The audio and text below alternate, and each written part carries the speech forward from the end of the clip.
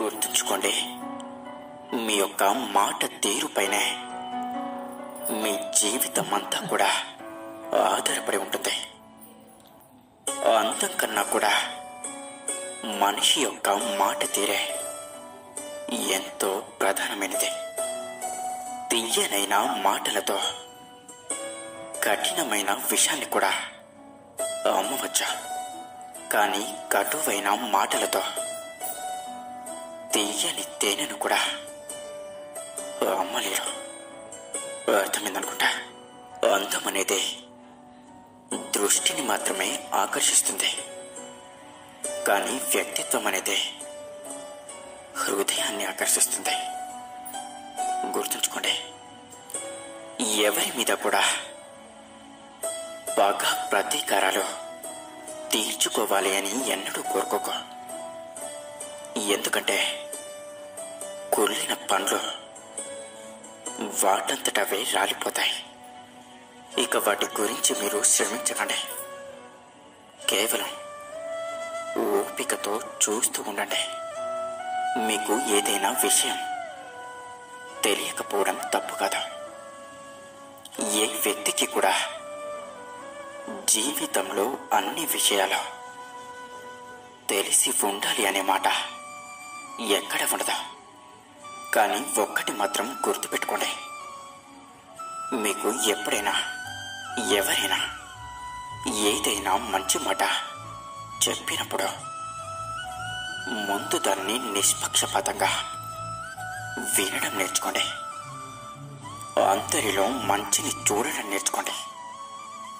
ఎందుకంటే సంయమనం అనేది జీవితంలో అత్యంత అవసరం. కాబట్టి చటుక్కున ఒక మాట వినగానే కోప్పడటం, మీరు ఎవరితో అయినా విభేదిస్తే విభేదించండి, కానీ గుర్తుంచుకోండి, విభేదించినప్పుడు ఆతృతతో లేదా తొందరపాటుతో కూడినటువంటి విభిన్నమైన త్రోవలు తొక్కకండి. అత్యంత ప్రశాంతతతో కూడుకున్న చర్చలకు మాత్రమే అవకాశం ఇవ్వండి. ఇక ఈ తరంలో ఇలా అలవాటైతే జీవితంలో అక్కర్లేని సమస్యలు ఎప్పటికీ తలెత్తవు. గుర్తుంచుకోండి, ఇష్టం ఉన్న చోట కష్టం ఉంటుంది, ఇక కష్టం ఉన్న చోట బాధ ఉంటుంది. ఇక కష్టము బాధ అర్థం చేసుకున్న చోట ప్రేమ ఉంటుంది. వీటన్నిటినీ అర్థం చేసుకునే మంచి మనసుంటే ఆ జంట జీవితం అద్భుతంగా ఉంటుంది కదంటారా?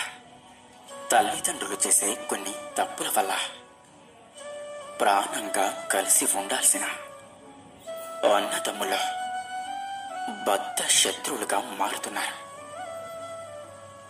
ఒక కొడుకుని ఎక్కువగా ప్రేమించడం, మరో కొడుకుని పట్టించుకోకపోవడం, ఒక కొడుకుని వంశోద్ధారకుడిగా చూపించడం, మరో కొడుకుని పనికి రాని వాడిగా పరిచయం చేయడం, ఎక్కువ సంపాదించే కొడుకుని ఎక్కువగా గౌరవించడం, తక్కువ సంపాదించే కొడుకుని వేలెత్తి చూపడం, పెళ్ళై వచ్చిన కోడళ్ళకి సొంత కొడుకుల గురించే మంచి కంటే కూడా చెడు ఎక్కువగా చెప్పడం, చులకన చేయడం, ఈ ఇద్దరి కోడలలో ఒకరిని మంచివారు అనడం, ఇంకొకరిని చిన్న చూపు చూడడం, ఇక నచ్చిన వాళ్ళు ఏం చెప్తే అది నిజమని నమ్మడం, మిగతా వారిని తిరస్కార ధోరణితో చూడడం, ఒకే కొడుకు నుండి డబ్బును ఆశించడం, ఇంకో కొడుకు ఇవ్వకపోయినా అమాయకుడిగా భావించడం, సమయం ఉన్నప్పుడే ఆస్తి పంపకాలు చేయకపోవడం, చేసిన ఒక కొడుకుకి ఎక్కువగా మరో కొడుకుకి తక్కువగా అందేలా చూడడం, తల్లిదండ్రులు మొదటిగా చేసే పెద్ద తప్పు ఒకరి గుణాలను మరొకరితో పోల్చడం, ఒకరి జీవితాన్ని మరొకరితో పోల్చడం. గుర్తుంచుకోండి, ఇద్దరికి ఒకే చదువు, ఒకే తెలివితేటలు, ఒకే జీవితం. మీరు కోరుకున్నంత మాత్రాన అది ఎప్పటికీ జరగదు. ఇక అనుకున్నట్లే జరిగితే అది జీవితం ఎప్పటికీ కాదు. ఒకరి గుణాలను మరొకరితో పోల్చి వారిని వారికే బద్ధ శత్రువులుగా మార్చకండి. ఎవరికి ఎంత కలిగితే అంతలోనే జీవిస్తారు.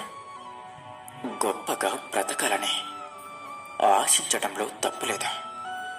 ఇక వారిని జీవితంలో పైకి తీసుకురావడానికి ఎన్నో మార్గాలున్నాయి. కానీ ఈ పోల్చడం అనే ఒక్క మాటని మాత్రం మర్చిపోండి. ఏదైనా చెప్తే మీ మంచికే చెప్తున్నాను, వారిని చూసి నేర్చుకో అంటారు. వారి జీవితానికి మంచి చేయాలన్నా, మంచి చెప్పాలన్నా ఎన్నో విధానాలున్నాయి, ఎన్నో పద్ధతులున్నాయి, ఎన్నో మార్గాలున్నాయి. కానీ అన్నతమ్ములిద్దరినీ పోల్చి చెప్పడం అనేది ఎంతో అధమమైనది. మీకు తెలియకుండానే వారిద్దరిని కూడా ఒకరిని మరొకరికి భవిష్యత్తులో బద్ధ శత్రువులుగా మారుస్తున్నారు. కాబట్టి గుర్తుంచుకోండి, ఈ ఇద్దరు మీకు రెండు కళ్ళ లాంటి వారు అనుకున్నప్పుడు ఇక ఈ ప్రపంచాన్నంతటినీ కూడా ఆ రెండు కళ్ళతో సమానంగా చూడడం నేర్చుకోండి. అప్పుడే వారిద్దరి జీవితాలు కూడా, వారిద్దరి ప్రపంచాలు కూడా వారికి స్పష్టంగా ఆనందంగా కనిపిస్తాయి. అర్థమైందనుకుంటా. కష్టం, నష్టం, బాధ్యత తెలిసిన ఒక ఉత్తమ ఇల్లాలు తన భర్తని అది కావాలి, ఇది కావాలి అని ఎప్పుడూ బాధ పెట్టదు. అటువంటి ఇల్లాలుకి సంసారంలో ఏమి లోటు ఉన్నా సరే ఎలా సర్దుకుపోవాలో తెలుసా, ఇంకా కాపురాన్ని ఎలా సరిదిద్దుకోవాలో తెలుసా. అటువంటి ఆడదే సమాజంలో తన భర్త యొక్క గౌరవాన్ని కాపాడుతుంది. కానీ చులకన చేసి ఎప్పుడూ మాట్లాడదాం. గుర్తుంచుకోండి, అదృష్టంతో పైకి వచ్చిన వాడికి చెట్టు ఎక్కడం మాత్రమే తెలిసి ఉంటుంది. అదే స్వయం కృషితో పైకి వచ్చిన వాడికి చెట్టు ఎక్కడమో తెలుసు, ఇక దిగడం కూడా తెలుసు. మొదటివాడు ఎప్పుడు కింద పడిపోతాను అని భయపడుతూ ఉంటాడు. ఇక రెండోవాడు నేను పడినా కూడా మళ్ళీ లేచి ఎక్కగలను అనే నమ్మకంతో ఉంటాడు. ఇక ఇదే అదృష్టానికి, స్వయం కృషికి ఉన్న తేడా. అర్థమైందనుకుంటా. ఇక అందరూ నాతో పాటు ప్రేమతో ధ్యానించండి. రాధాకృష్ణ. ఇన్ని మంచి సూక్తుల్లో మీకు ఏ సూక్తి నచ్చిందో కింద కామెంట్ చేయండి. అలాగే మీకు ఈ వీడియో కనుక నచ్చినట్లయితే ఇలాంటి మరిన్ని వీడియోస్ కోసం వీడియోని లైక్ చేసి మన ఛానల్ని సబ్స్క్రైబ్ చేసుకోండి. ధన్యవాదాలు.